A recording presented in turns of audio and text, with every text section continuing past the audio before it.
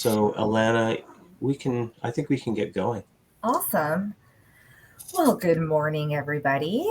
I feel like I know everybody on this call, but in case you don't know me, this is my face. I'm Alana. I'm the one that sends most of the emails from the HHCA. Thank you for joining us this morning for part of our Webinar Wednesday series. We're very excited to have the team from the Net Effect with us this morning. Before we get things rolling, I just want to let everyone know that this session is being recorded.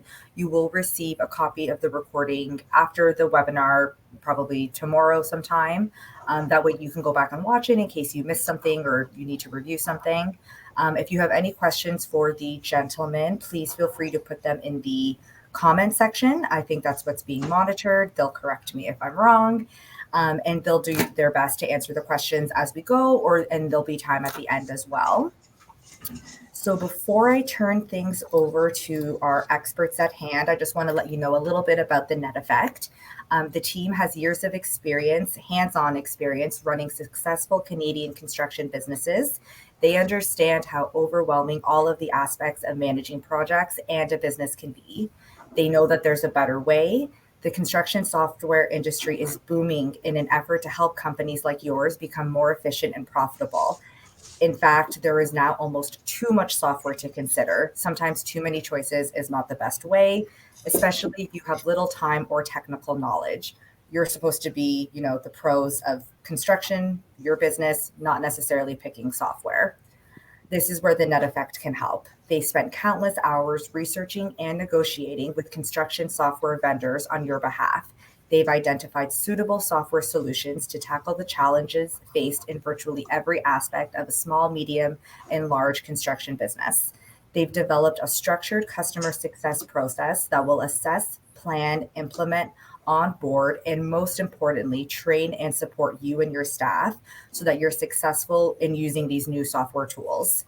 So I'm going to pass it over to the good folks here at the Net Effect, and they'll get things started.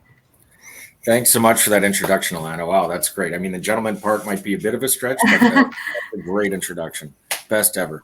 Good morning, everyone, and welcome to the HHCA's Webinar Wednesday. The first thing I want to do is thank Alana for that great introduction and for hosting us and her team at the HHCA for having us doing this webinar this morning. A little housekeeping to start off with. Craig Hurst, one of our presenters here, our partner, will be in the background monitoring your questions. So if we don't get to them during the webinar, we're going to try to do that, and he may even interrupt us if it's really relevant. But we'll try to answer them at the end if there's time, and barring that, we'll get back to you via email when we're done. So please don't hesitate to ask questions. The more the better. The more interactive the webinar is, the better it is. And there'll be a few poll questions as well during the webinar just to keep everyone engaged, and we'll share the results with you either later or as we go. Just to give you a bit of a breakdown on what you can expect today, we'll do the first 15 minutes on digital construction tool landscape, like what's really going on out there. Clear up some terminology that people may or may not have or be familiar with. We'll spend a little bit of time with the benefits of adopting software, and then we'll talk about how to choose construction software. And then to wrap it up, we'll spend some time on how to eat an elephant, as I like to say, and how to manage change management and integrating a construction software solution. So a little bit of background on the Net Effect. Alana did a great job in her introduction. We formed the Net Effect, the three of us, when we saw a gap in the construction software space. I knew a lot of people that knew there were products out there that could solve one of their pain points or problems, but could never find the time to do the research and find the right fit. Because at the end of the day, it takes a lot of time to do the research of all the products out there. Like the time I've been talking, there's probably 5 new software products out there. So the three of us, we all have backgrounds in construction and technology. I personally have worked in commercial construction for 15 years. That have been working with the Winnipeg Construction Association for the last 10 years, working on the board. Tim and I have long been involved in the construction industry. We used to work together back in the day on the West Coast, and our partner Craig has played leading roles in bringing software to market and finding software solutions for government. I'll pass it off to Tim to talk a little bit about himself and his resume. Yeah, thanks, John. I won't give you all the details of my resume. You can look those up on LinkedIn, but the basics are that I owned and operated a paving stone installation contracting business in Whistler for 15 years. And in the winters, it was snow clearing. Back then, it was Excel templates for everything. That was my competitive advantage in the early days of Excel. It was that long ago. As well, I was a contract supervisor for a civil excavation firm. And with them, they went through a transition from having paper timesheets to proprietary time tracking and equipment and materials tracking software solution that they built. So that was really interesting and part of why I ended up here. Passions outside of work are soccer, snowboarding, and mountain biking. Had some great results last night at the Olympics. And I volunteer on the board of the directors for Canada Snowboard for years. And I currently sit as the vice president of the BC Snowboard Association. Been doing that for 20 years. And sit on the board at North Shore Girls Soccer Club, where my daughter plays, and coach as well. Craig. Thanks, Tim. I perform the role of being the director of client success for the Net Effect. In that role, I take my experience in the technology industry, over 30 years in the software business, and help out construction companies such as yours to best do what the kinds of things that John was talking about. I was born and raised in Hamilton. Actually, my family still lives in the West End in Ancaster today, and both of my kids were born in Hamilton as well. So I have a lot of ties and understanding to the community that you all serve. And like Tim and John, I come from a snow sport background as well, having learned to ski in Shadok Park. When I was a kid. That kind of dates me a little bit because I don't think they've had skiing there for quite some time. But we used to say that if you could come down the escarpment on at Shadok, you could pretty much ski anywhere in the world, and that actually has been my passion. Tim and I both officiate in snowboarding and skiing, and we get to go to places like China and so on in order to do that. It's a great love of our life. So Great. Thanks, Craig. Mm-hmm. I'll get on with some of our presentation here and get right into it. What is a tech stack? And how do we define a tech stack? Well, it's all the software, apps, and online resources your company uses. So that can be your email, Excel, Word, accounting and payroll, Google Drive, and some of you might be using Microsoft Project to manage some of your projects. Well, these tools are made for broad uses across all sorts of different types of businesses and really are the backbone of most construction businesses these days. But because they're not construction specific, they're not the best tools for the job. So you can drive nails with a ball peen hammer, you can frame a house with just a chainsaw, but I think if you choose the tool best suited for the job, you're going to get much better results. And that's why we recommend to contractors utilizing construction-specific software tools. So now we have a little poll, and if everyone looks on the right-hand side, I've set up a poll beside where it says, what is a tech stack? No, it says poll number 1. Is your company using construction-specific software? And just over on the right, if you can answer there, I'm going to answer it. And we've got 1 vote so far. That was me. And if everybody just takes a second to click that, we'll get some idea on whether or not your company is using construction-specific software. And from there, we'll move into description of SaaS. What is the cloud? Well, The cloud or cloud computing refers to internet-based storage or online computing. The data doesn't live on your computer, but rather it's stored on servers in huge facilities. AWS, which is Amazon Web Services, are the largest cloud-based computer storage company with 33% market share of a $76 billion market. Others like Google and Oracle are players in this market as well. Cloud computing is now secure. Big business and government use it, and there's much less concern about security than just a few years ago. Your data is safer on the cloud than on a server in your closet, that's for sure. Amazon and Google are like Fort Knox. Ask a hacker where it's easier to break into, your office or Fort Knox. What is SaaS?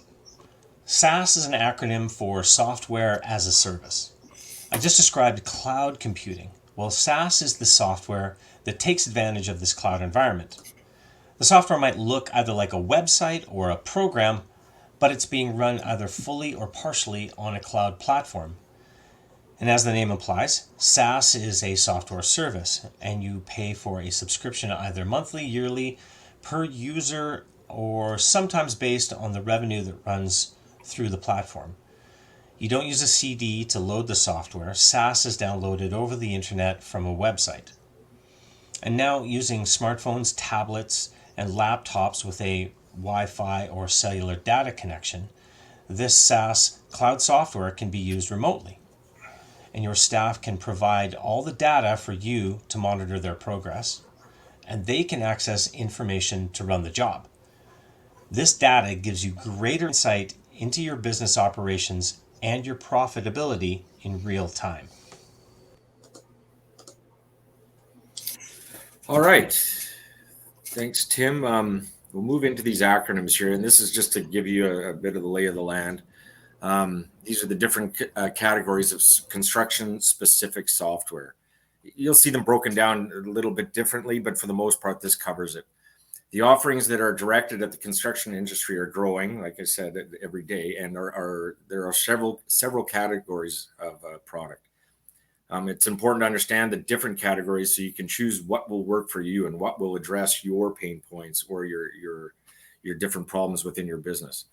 So we'll get into each one. We'll do the LEM, the pre-con, ERP, PM, occupational health and safety, and field service management. This infographic gives you, is from Software Advice and surveyed small to medium-sized construction businesses, but on the high end of small. So I think they were like $5 to $10 million in revenue each.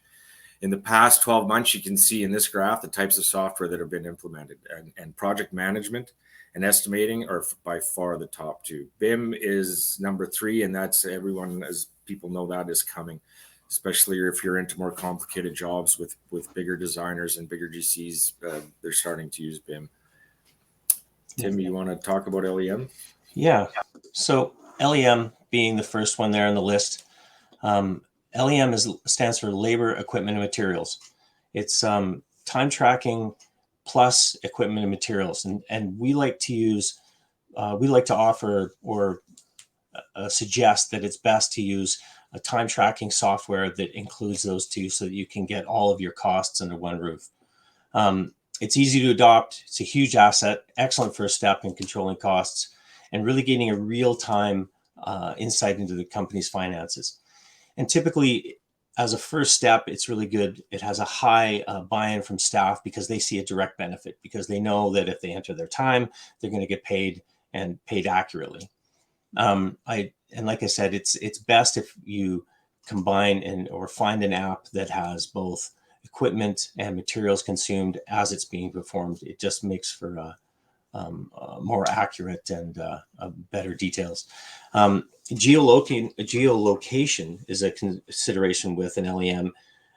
So either you can be right in your staff's back pocket and know where they are all the time, but ideally you set up your LEM with a geolocation so that when you set a geofence around the construction site so they can't log in until they get to site, or you can keep it open.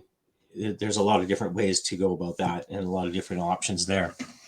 Often other categories of software have LEM in them and have a functionality there, but sometimes they'll need to be paired up with a good LEM that actually suits your needs, because not all of the general softwares that do other things are going to have a really a good LEM that's going to help you get all the details you need. Pre-con or pre-construction, this is where I've spent most of my career in construction, doing estimating and building relationships at the front end. It's a very broad category that has many single-use tools. And like LEM, as Tim mentioned, they're often captured within an ERP or a project management piece of software. Breaking down a bit, bid management. So these tools, at least they should, help you with organizing the opening and closing of tenders, getting all your bids in and managing them in a way that helps you provide a more accurate bid. And I can't say it enough that having this software helps you put in a better bid. We all know what it's like meeting deadlines for tenders. Estimating is the most commonly needed software by trades and GCs across the board, I would say. For every size of business, one-man shop to multinationals can all benefit from a really robust estimating software platform. Although these can be hard to implement into your existing setup, but at the end, they can provide huge benefits in terms of time savings and bid accuracy. BIM, Building Information Management, is coming. It's primarily dominated by Autodesk right now. And there are several viewers that can and takeoff tools for contractors to avoid printing and speeding up their estimating takeoffs. As far as design out there, I mean, I know this is a construction association, but there is a lot of stuff out there for design, detailing your layout, the floor plans, landscape design, superimposing colors and that kind of thing for virtual reality and actual virtual reality viewing. And realistically, this is probably what's coming down the pipe for everyone. So just so everybody knows, we're using a new webinar software, and I'm at the controls, so doing the best I can. If there's any glitches, you can blame me. But in next up, we have enterprise resource planning. It's a business management software, basically. It's it helps with the overall overarching running of your business, the analytics of the business, and it doesn't get boiled down into task lists or operational. ERP and project management, PM software, sometimes have a little bit of there's blurred lines between the two, because sometimes an ERP, but not always, can manage a project, and project management software sometimes has functionality to help run your business, but not always. So finding the fit between ERP or project management is important. Typically, ERP is going to be best for companies that are 40, 50 million and over. So you've got all of the other software tools in place, and then you take the one ERP software that's kind of overarching, that draws from all of them to give you insight into how your business is running on a day-to-day basis. Next one, and Mr. Enns. I think that's you, Tim. No, that's me. I take the next slide. Okay, I'm project management too. So project management, like I said, is similar to ERP, but is really best, a great tool for general contractors, home builders, to manage construction projects. They help with everything from pre-con right through to handover. So they encompass things like all the planning stage, scheduling, information sharing, RFIs, submittals, change order management, and right through to deficiencies and punch lists in the end. So a well-suited project management platform is going to simplify a general contractor's tech stack away from cobbled together solutions of spreadsheets, drop boxes, and unsorted email. It brings it all into one platform. In this category, there are the platforms that are suited for home builders and renovators. And then there are others that are really for the commercial and multifamily builders. So and they're really specific that way. It's important to match this to your business needs and capabilities, right? So a lot of companies use Microsoft Project. It can be used for managing a project, but really you should have someone with a PMP designation or on staff to be running it, or has really good PM skills. Because Microsoft Projects really, it's not meant to drill down into task lists. It's meant for like big $1 million projects at a minimum. And it's typically too much for a residential builder. You can build Gantt charts with it if that's what you want to do, but there's even better Gantt chart building software out there. And, it goes to show a lot of construction associations across the country give webinars and education sessions, like 4-hour sessions, 6 weeks, to learn how to run Microsoft project management. So we don't recommend it. Construction software is always a better fit. Next up, John. Sure. Occupational health and safety software, well, it's a must. If you're working on large industrial sites or a large construction site, it's definitely a must, and often the requirement to step on site. It's becoming more and more prevalent in the construction space, and for good reason. This type of software is like insurance. It's often overlooked and an easy win for small construction businesses, for sure. And what these programs really help organize are employee profiles, employee education. You can easily see at a glance who's got what education, if they're available to work on different sites. Safety reporting, which will definitely help speed up your audits. Distribution of reports to your auditors, checklists, your COVID screening, which is something unfortunately we all have to live with now. Different compliances and your, all your tail dig talks, toolbox talks, your FLHAs, having them all in one spot and ready to go. And as far as organizing your data, these platforms are a must so that you can actually track where you've been and where you're going. Like, obviously you always want to see a better safety record, and this is the best way to track it. They can also act as a default HR repository, so that which can be a literal lifesaver when things go wrong. Core compliance, as I mentioned before, with audits is daunting without the application of a health and safety solution. Health and safety compliance software will for sure help create a safety culture within your company by making it easy for your staff to habitually consider and practice safe work habits and learn about the safe way to perform their work, which creates a safety culture. With your safety officers will know that a strong safety culture is the best way to reduce your numbers. The reporting to owners and GCs, to work safe, to the workers' compensation, all that stuff is made so much easier by having a health and safety platform. Tim, Great. take it away. Thanks, John. Yeah, back and forth. John and Tim, hi. So field service management. For service-based trades that perform work for hundreds of customers throughout the year, or for as little as 1 hour sometimes on a job site, that sort of workload can lead to heavy paperwork loads for your staff, and there's opportunities for missing revenue when that's the case. So, good tracking is super important, and field service management software really helps in this area. Trades like plumbing, electrical, landscape, HVAC are best suited to this kind of software. So quotes can be done ahead of time, or they can be done in the field. Billing can be handled immediately, and payment can be taken on the spot. Field service management tools put all the data capture in the hands of the staff performing the work. They usually have strong dispatch and scheduling and geolocation. And there are tools that are specifically directed to B2B. So if you're working for doing commercial work, for service work for 7-Elevens and gas stations, or hospitals and municipal, that sort of thing, there's specific FSM software that is directed for that. Or if you're the type that is, like I said, HVAC, landscape, you're going into people's homes on a hourly or daily basis, and you're dealing with clients and customers where you want to collect from, there's software specific for that. And then there's others that kind of have a mix of both. But field service management is a great way to ensure that you're tracking everything that's everything that your staff is doing, and getting all the numbers together.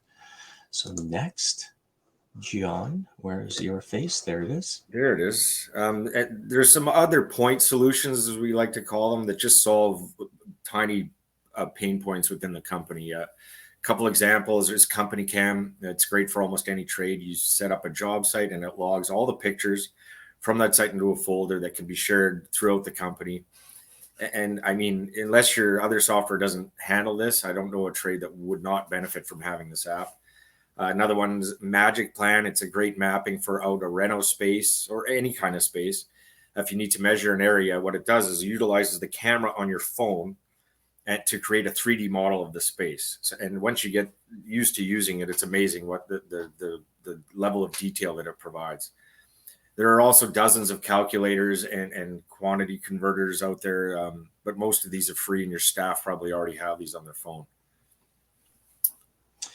Yeah, John, that Magic Plan is a really cool little tool. Excuse me. Uh-oh. Hang on. Pardon me. So next up, we have why now? Why is now a great time to look at construction software? Well, the construction industry has really been doing business the same way, relatively unchanged, literally for centuries. And the construction trades have been a little slow to adopt new systems to run your businesses. So with hardware advances like the development of personal computing, there was a big change in the construction management software. But for the first 30 years, it was really slow, and there really only the big players could afford to get into it. So a lot of you might have preconceived notions that you can't afford it, it's too complicated to use, or your business is too unique. But over the last 5 to 10 years, cloud computing and SaaS, like I mentioned earlier, have created an environment where the development and the distribution of software is becoming more profitable for the developer and therefore more affordable for contractor and consumer.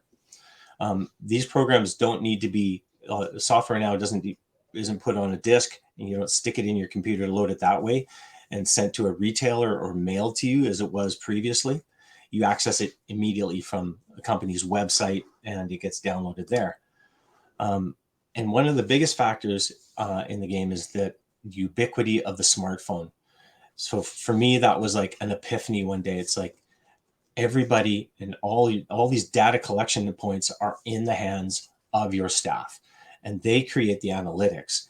So that all gets put straight into immediately from the field, gets put straight into the software, or gets put in the software. So I can't stress that enough. Honestly, the cell phone, is 10, 15 years ago. What the power that smartphone has in your hand is unbelievable. And with data signals or Wi-Fi available everywhere, this creates data collection points anywhere and everywhere, and it makes it easy and cheap, right? Well, at the end of, I apologize.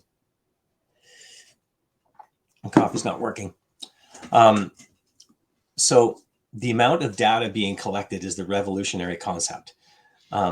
If you're able to collect all of that in the field, from a laptop or from a tablet your foreman's using because they have a SIM card or it's tethered to a cell phone, it creates a ton of data and immediately, and you get it in your hands in the office on the software immediately.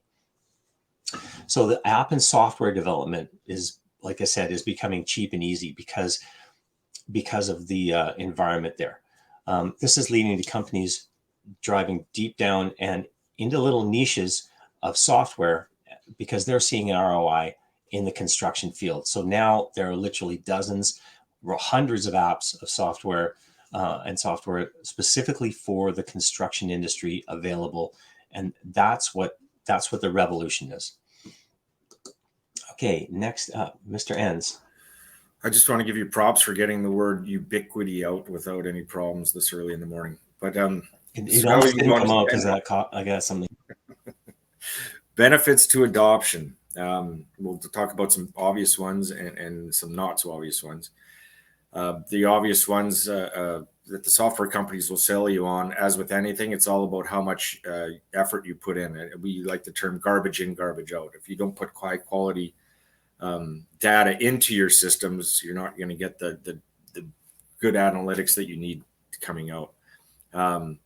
It's not magic. You and your staff will have to put in the effort. If you're planning to grow your business and adopting new software applications that are the way to do this. Increased efficiency, improved communication, and increased accurate data collection will lead to an increased profit margin and production volume. Some of the benefits that you may not see in the reviews of sales materials, but you will realize them once you adopt the software, are the deep analytics and the efficiency of your company. And this is getting organized in a better way every day. Some of the topics like labor efficiency or inefficiency, you can actually track, are we getting better at doing this one task, or are we getting worse? And why is that? Production rates of equipment, if you're into civil, or even, small as shot blasters for prep and stuff like that. Material waste, which is a big one for some of the lean companies or any company. We always want to minimize waste in the construction industry. And when you have constant and accurate tracking of your labor, equipment, and materials, and accurate or almost like real-time AR and AP, this will give you a much clearer understanding of your overheads and margins. And this all leads to real-time financials and improved cash flow, which, there's a lot of benefits to that, but really it's going to free up a lot of credit to grow your business and help you sleep at night. When you have a timely understanding of your margins on a job, you can manage the performance of your staff in a much more effective way.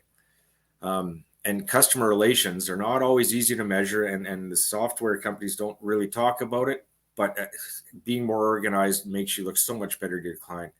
And we all know that when you're managing a project on time and on budget, and there's solid communication, happy customers don't become the headache. In fact, they become a referral and friends. I'd rather lose a bit of profit than have a disgruntled client. And I'm sure we all feel this way, because that is the worst form of stress in this industry. I'll just get into a few barriers to adoption. There's a lot of them that we've come up across over the years. The one is, I like to say, if it's not broke, don't fix it. Or people like to say that, they've been doing it for a long time. Their father's been doing it. Their grandfather's been doing it. But if your company's profit margin isn't what at the where your industry standard should be, this will tell you if it's broke or not. And I guarantee you that adopting the right software will help you get those margins up to where they should be. Another barrier is we don't have the time. Well, you have to make time. We've all gone through stages in business growth where you realize you have to put the time in. A little effort now goes a long way down the road. Reliability of the software, that has come a long way with the advances in the cloud and everything else, and the price points are bring the risk way down. Good research to find the right software and the most reliable platform will help solve that problem. Budgetary problems, that's changed a lot over the years. You don't have to break the bank to adopt some software. You guys have to make profitability and efficiency a priority, and adopting and digitizing will help that. At cost, again, it falls in line with budgetary priorities. Carry on with that, onto the next slide. We say it doesn't fit our current process. You'd be surprised how many companies don't actually have a distinct process for different things. So making little changes or minor changes along the way you do things can help make them more efficient. And putting the thought into how you do certain processes will help make them more efficient. People worry about the effects of disruption. Well, there is going to be some disruption, but as the saying goes, no pain, no gain. You really have to put the effort in. Lack of staff skill or digital skills, but everyone's got a phone now. People know how to use this stuff. You'd be surprised how fast your field techs, when given the proper environment, will learn new skills. And staff acceptance sort of plays into that one as well. And I think when you show that you're trying to be more efficient and organized and help your staff do their job better so they can go home feeling better about themselves, they will buy in eventually. Yeah, John, I have a good example of this staff acceptance. Working with that excavation company, like I was telling you about, as we adopted a new LEM, and truckers, laborers literally standing in a ditch with a shovel. There was a lot of pushback. Yeah. But once they realized that it was making the company more efficient, and it was easy, it was not complicated, it was just simple drop-down menus, that it was like another tool in their tool belt that they would pull out and utilize. So it's like, it's a cordless drill, it's a shovel, it's a, whatever it is, it just becomes another tool. And once they realize that it is actually making a positive impact on the company, then they start to adopt it. And there is going to be a little bit of pushback. There is going to be some, staff acceptance issues, but they'll get on, they'll figure it out. Once they realize it's easier to use than Facebook, they'll buy in. Yeah, they're always scrolling half the time. I was looking Exactly. Anyway. So here's a survey conducted by Software Advice that shows some of the positive impacts of software as reported by construction companies. And you can see, I haven't lined up my graphic there. I apologize. I've got to redo that graphic, but improved accuracy of estimates, reduced operational costs, which is huge. Reduced operational costs is a direct contributor to profits, right? So if you're reducing your operational costs, you're making more money, you're more efficient.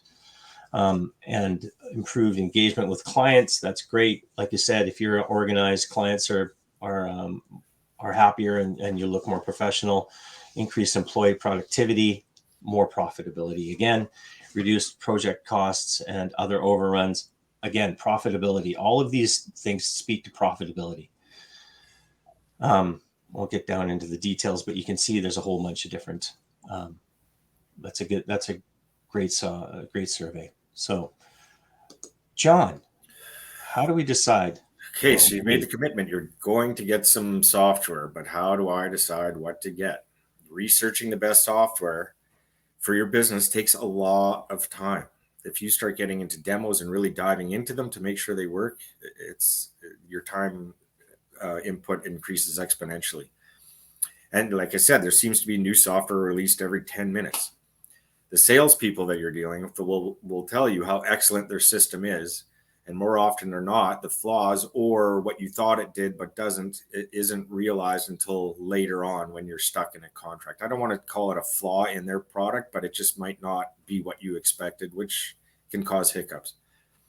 Therefore, doing thorough research and comparing different systems and capabilities are very important.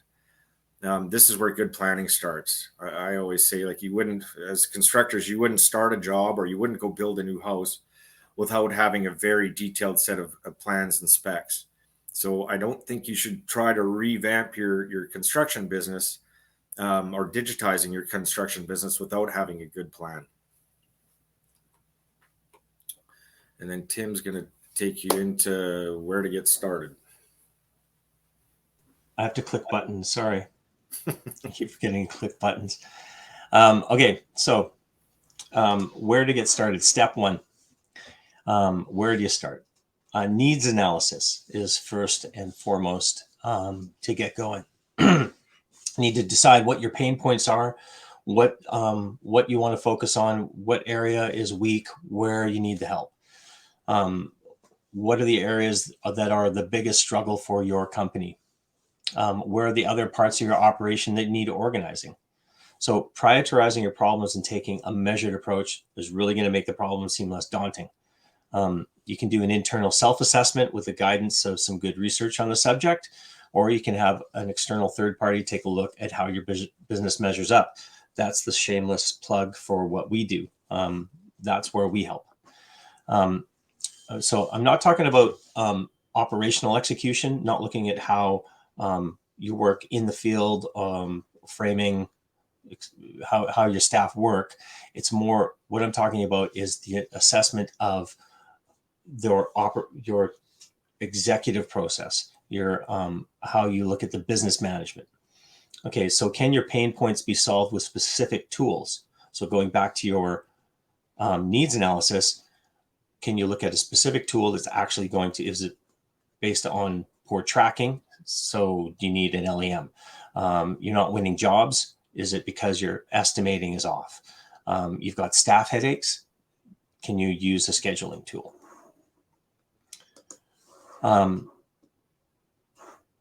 Step 2, constraint analysis. So not only do you have needs issues, but you need to look at your constraints.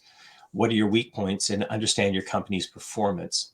You need to understand your capability constraints. So time, you'll need to have an in-depth look at the timing of when to adopt new software. You can't do it in the middle of your busy season. You haven't got the bandwidth. Skills.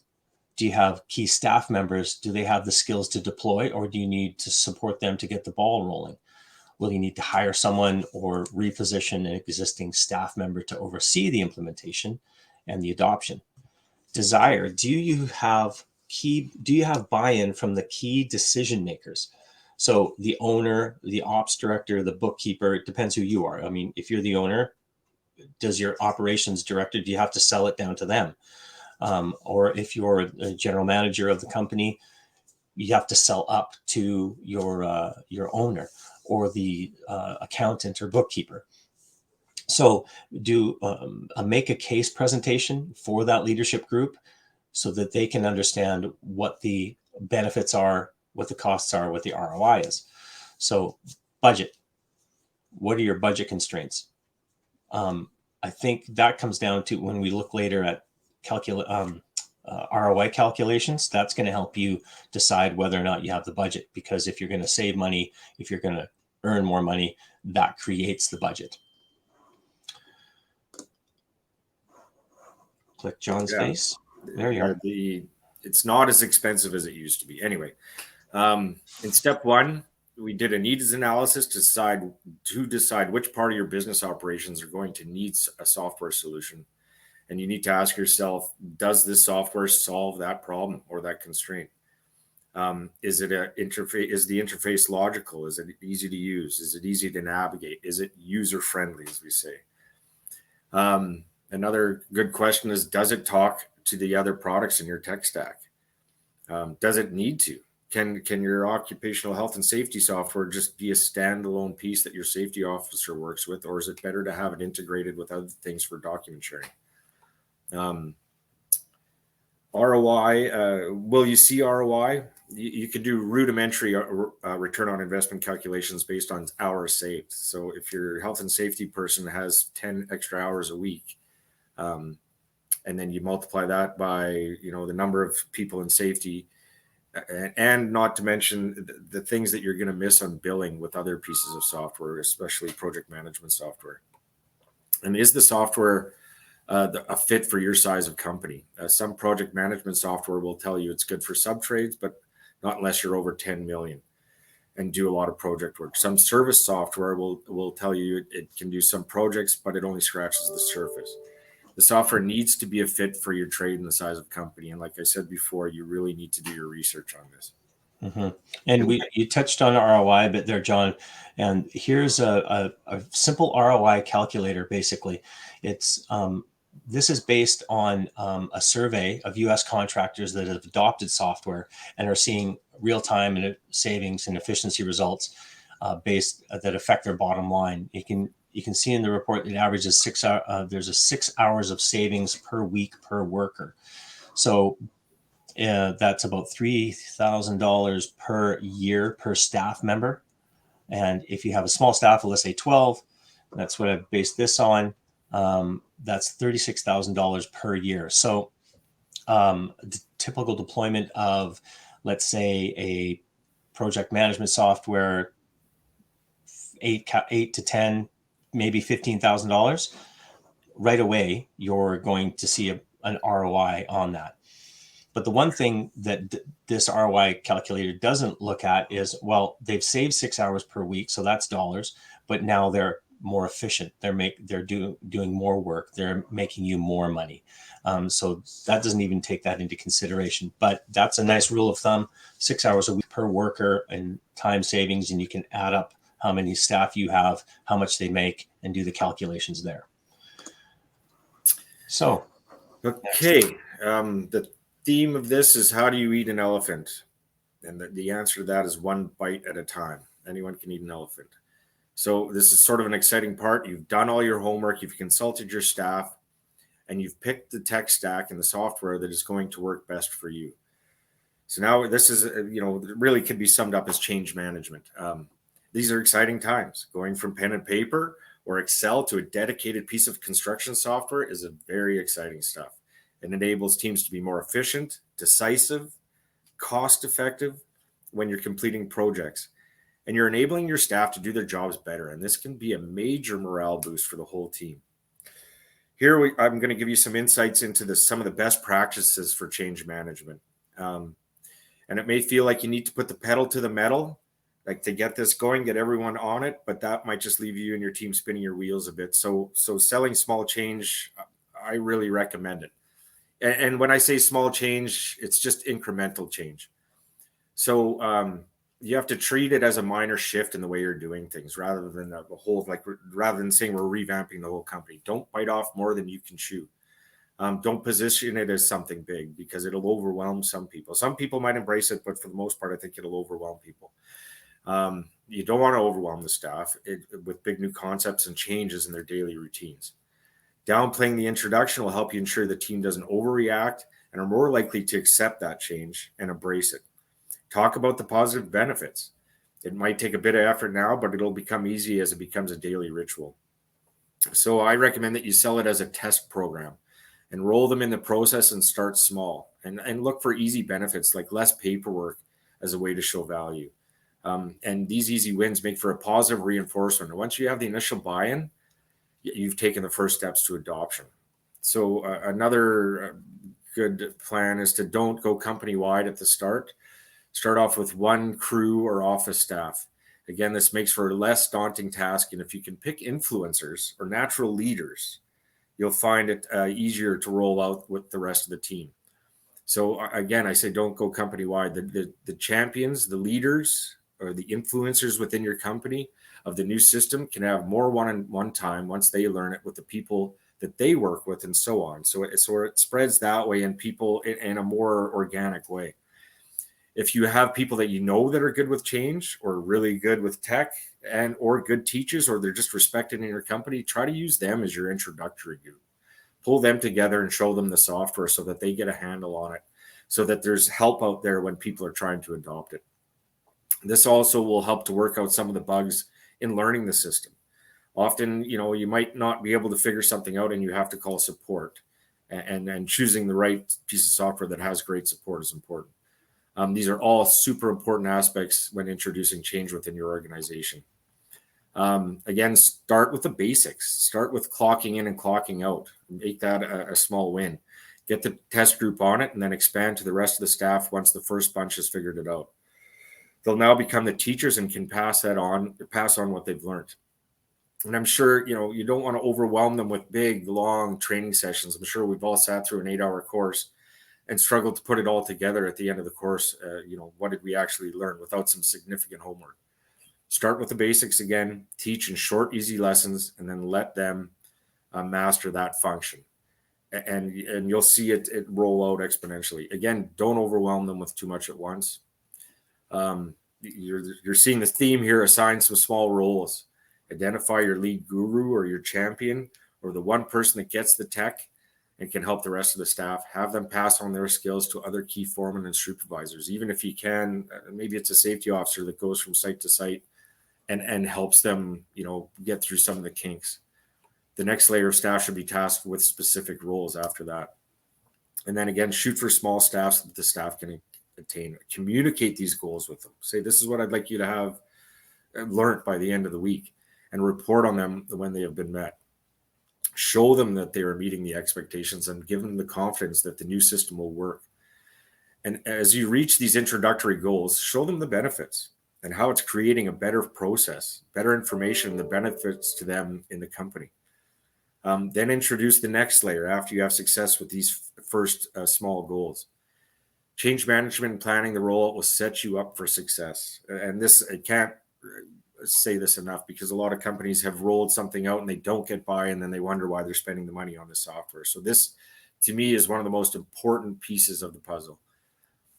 And then I'll pass it on to Tim. We're gonna have to get clicking buttons. There we go. Okay, so this is a quote from a KPMG study done for the Canadian Construction Association of its members. And their findings are that it's important for the growth of a contractor to adopt new systems to manage their business. And with all the progress happening across the construction supply chain, it's becoming clear that the companies who embrace technology and integrate it into their production will be the ones that get ahead. So that kind of finishes things off there. I'll bring Craig back in. I hope everybody was learned a few things. There we go. That's a nice view. I'm sure we didn't tell you all brand new stuff, but hopefully you can see there's a clear pathway of, assessing the software, assessing your company, and looking into change management and how to go through that process. We're here to help. We're happy to help you out with that process. That's what we do. We're just software agnostic. We don't have any one specific software company that we are tied to. We look at the best option for your company. Gentlemen, any last thoughts? Any questions? Any questions? There's some room in the chat. Yep. Well, while we're waiting for that, I just want to again thank Alana and the HHCA staff for letting us do this presentation today. Yeah, we're finding that there's a lot of people that need this help. So yeah, thanks everybody. Don't see any chat going. You can get a hold of us at, find us on our website at theneteffect.ca. Or you can ask Alana for our contact details. We have yours. We'll follow up with a short email introducing with all of our details. I think that's probably best. But other than that, anything else, fellas? I'm good. Thanks, everybody. Yeah, thanks, everybody. I look forward to meeting all of you one day. Take care. Ciao.